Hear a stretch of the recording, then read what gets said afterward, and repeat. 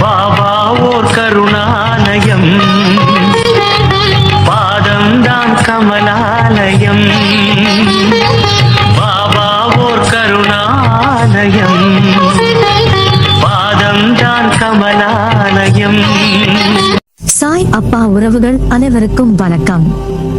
சாய் அப்பா மேல நம்பிக்கை வைத்து அவரை நினைத்து கொண்டு இருக்கும் உங்கள் அனைவரின் வேண்டுதலையும் சாய் அப்பா நிறைவேற்றுவார். நல்லதையே நினைப்போம், நல்லதே நடக்கும் என்றும் சாய் அப்பாவின் அருள் உங்களுக்கு இருக்கும். நம் மனதிற்கு இதமான சாய் அப்பாவின் இன்றைய அருள்மொழியை கேட்போமா? அன்பு குழந்தையே, இன்றைய விடியல் உனக்கான விடியலாக மாறிவிட்டது என் செல்லமே. இனி அதிர்ஷ்டம் உன்னை தேடி வரும். செல்வமும் பலமும் சேர்ந்து நீயும் உன் குடும்பமும் பணக்காரராக வாழப் போகிறீர்கள். நீண்ட நாட்களாக நீ ஆசைப்பட்ட அனைத்து விஷயங்களும் இனி நிறைவேறும். உன் சுற்றத்தார் மதிக்க நீ வாழப் போகிறாய். எத்தனையோ விஷயங்களை ஏக்கத்தோடு நீ பார்த்து கொண்டிருந்தாய். அவையெல்லாம் இனி உன் கையில் வந்து சேரும். இனியும் நீ கவலைப்பட வேண்டிய அவசியம் இருக்காது.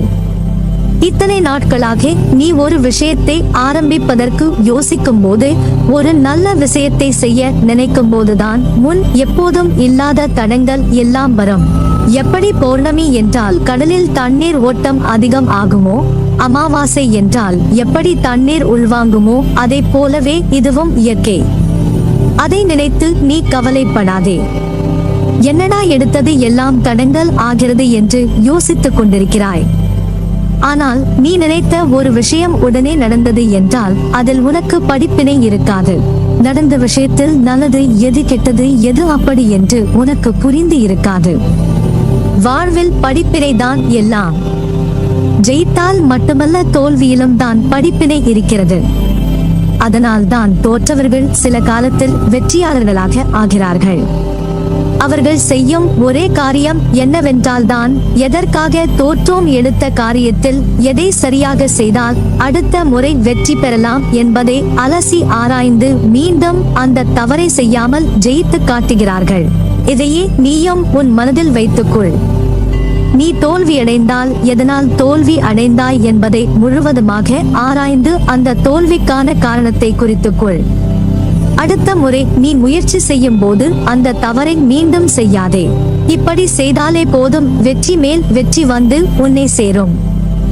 என் மீது நீ கொண்ட நம்பிக்கையும் பொறுமையும் உன்னை நிச்சயம் உன் பாதையில் வெல்ல வைக்கும். அடுத்தபடியாக வாழ்க்கையில் எவ்வளவு நம்பிக்கையுடன் முன்னேற முயற்சி செய்தாலும் ஏன் உன்னால் வெற்றி அடைய முடியவில்லை என்பதற்கு முக்கியமான காரணம் மற்றவர்கள் என்ன நினைக்கிறார்கள் என்று யோசிக்காதே. நீ என்ன நினைக்கிறாய் என்பதே முக்கியம். மற்றவர்கள் உன்னை பற்றி என்ன நினைத்தால் என்ன? நீ எடுக்கும் முயற்சிகளில் வெற்றி அடைந்தால் தோல்வி அடைந்தால் அவர்களுக்கு என்ன ஆகிறது என்ற மனநிலையை வளர்த்துக்கொள். அடுத்தவர்களை பற்றிய சிந்தித்துக் கொண்டு அவர்கள் இதை பற்றி என்ன நினைப்பார்களோ, அதை பற்றி என்ன நினைப்பார்களா என்று அவர்களை பற்றி மட்டுமே சிந்தித்துக் கொண்டிருக்கிறாய். உன் வாழ்க்கைக்கு எது சிறந்தது என்று நம்புகிறாயோ அதை தைரியமாக செய். உன் கடந்த கால அனுபவங்களை நினைத்து வருந்தாதே. அதில் பெற்ற பாடத்தை கொண்டு உற்சாகத்துடன் நினைத்த செயல்களை தொடங்கு.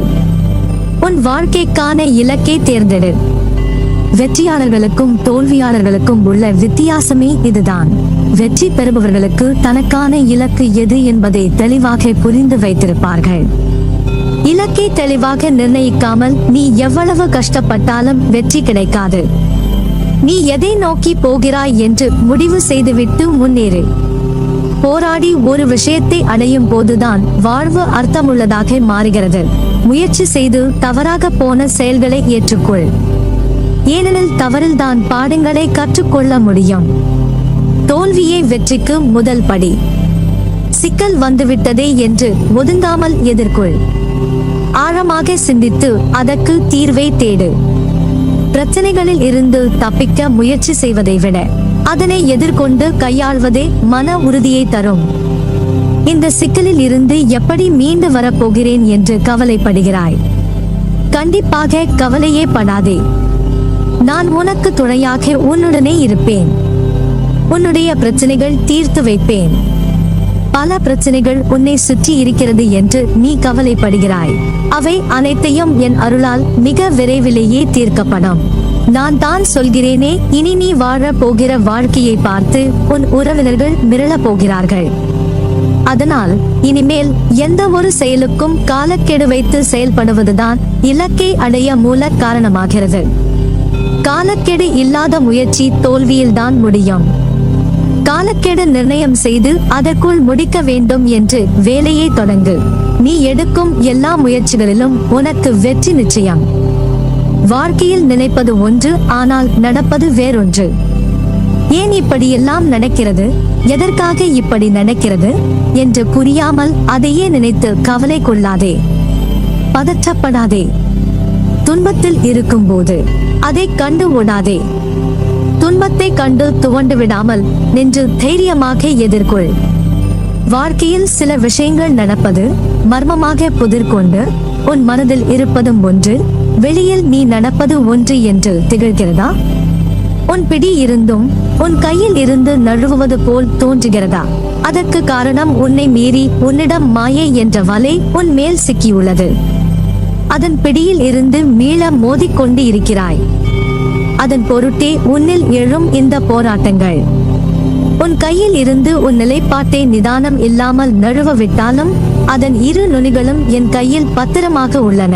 அதை மீண்டும் உன்னிடம் தருவேன். தண்ணீரில் அடித்து வரப்படும் மரக்கட்டை எப்படி தண்ணீரில் பொதும்பி இருக்குமோ அதை போலவே நீ மாயை என்ற தண்ணீரில் அடிக்கப்பட்டு பொதும்பி நீ துயர்படுகிறாய். உன் மனம் அதில் காயப்பட்டு இருக்கலாம். சுய நினைவு இழந்தது போன்ற ஒரு உணர்வு. மாயை ஆட்கொண்டு இருப்பது ஒரு குருவை சரண் அடைந்தவர்களுக்கு மட்டுமே அது நம்மை சூழ்கிறது என்பது தெரியும். அதனால் தான் நீ உணர்கிறாய் உன்னை மாயை சூழ்ந்து உள்ளது என்று. அதனால் உன் புத்தி ஒரு பக்கமும் உன் மனம் ஒரு பக்கமும் சண்டையிட்டு கொண்டு உன் நிம்மதியை தொலைக்கின்றது. கோபத்தை குறைத்து நிதானத்தை வளர்த்துக்கொள். கோபம் நீ உனக்கு தரும் தண்டனை, உன் மனதிற்கு நீயே ஏற்படுத்தும் ஒரு வலி.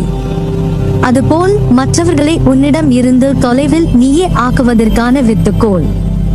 இவ்வளவு எதிர்மறை உன்னில் இருக்கின்றது என்று உணர்ந்து அதை மாற்றி அமைத்து உன்னை பக்குவப்படுத்துவேன். என் பாபா என்னிடம் ஒரு விஷயம் நடக்க வைக்கிறார் என்றால் அதற்கு ஒரு காரணம் இருக்கும் என்று என்னில் நீ கொண்ட உண்மையான நம்பிக்கை நிச்சயம் ஜெயிக்கும். என் மேல் உள்ள நம்பிக்கையும் மீறி உன் மனதில் பயம் ஏற்படுத்தினால் அது உனக்கு என் மேல் நம்பிக்கை இல்லாதது போன்ற தோற்றத்தை உன் மனதிற்குள் ஊடுருவ செய்கிறது. அது போய் உன்னுடைய நம்பிக்கையும் விசுவாசமே உறுதி கொண்டு உள்ளது. அதனால் நீ எதற்கும் பயப்படாதே, கலங்காதே. உன்னில் நிச்சயம் வெற்றி என்ற தீபத்தை நான் ஏற்றுவேன். உன் அம்மாவாக அப்பாவாக என்றும் உன்னை என் கருவறையில் சுமந்து அரவணைப்பேன். முதலில் ஒன்றை புரிந்து கொள், மற்றவர் மாதிரி அப்படியே நாமும் இருக்க வேண்டும் என்று நினைத்தால் அதில் நீ தோல்விதான் அடைவாய். என்றுமே நீ நீயாகவே இருந்தால் ஒருபோதும் தோல்விக்கு வாய்ப்பு இல்லை. எதையும் நினைத்து பயப்படாதே. உன் அருகிலேயே தான் நான் இருக்கிறேன். உன்னை விட்டு நான் விலகுவதும் இல்லை, உன்னை விலகி போகும்படி நான் செய்வதும் இல்லை. வாழ்க்கை என்றும் வாழ்வதற்கே நீ என்னிடம் வந்து சேர்த்தது முதல் என் மீது எவ்வளவு பிரியமாகவும் பக்தியுடனும் இருக்கிறாய் என்பதை நான் அறிவேன். பிறர் மீது நீ காட்டும் அன்பு, உனது சிந்தனை, நடவடிக்கைகள், பக்தி எல்லாவற்றினாலும் என் பெருமையை நீ உயர்த்தி இருக்கிறாய். நீ நல்ல எண்ணங்களுடன் செயல்புரிந்தால்தான் நிம்மதி, செல்வம், மகிழ்ச்சி ஆகியவை உன்னை பின்தொடர்ந்து நிழல் போல வரும். தர்மத்தை பின்பற்றாதவனுக்கு வாழ்க்கை துன்பத்தை தான் தரும். வெறுப்பு, கடுஞ்சொல் இவற்றிலிருந்து விலகி நில். எதிர்பார்ப்பு இல்லாமல் அனைவரையும் நேசித்து மகிழ். எந்த நேரத்திலும் நிலையிலும் நிதானத்தை கடைபிடி. இந்த நல்வினைகள் கர்மாப்தத்திலிருந்து விடுபட செய்து உன்னை சந்தோஷமாகவும் நிம்மதியாகவும் வாழ செய்யும். நான் கூறும் வார்த்தைகள் மீது நம்பிக்கை வைத்து செயல்படு. நான் உன்னோடு தான் இருக்கிறேன் என்றும் இருப்பேன்.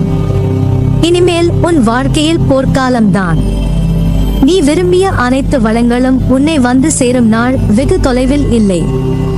என் வார்த்தைகள் மீது நம்பிக்கை வைத்து செயல்படு. நீ ஜெயமாக எல்லா செல்வ வளங்களை பெற்று சீரும் சிறப்புமாய் நிம்மதியான வாழ்க்கையை பெறுவாய். நல்லதே நடக்கும்.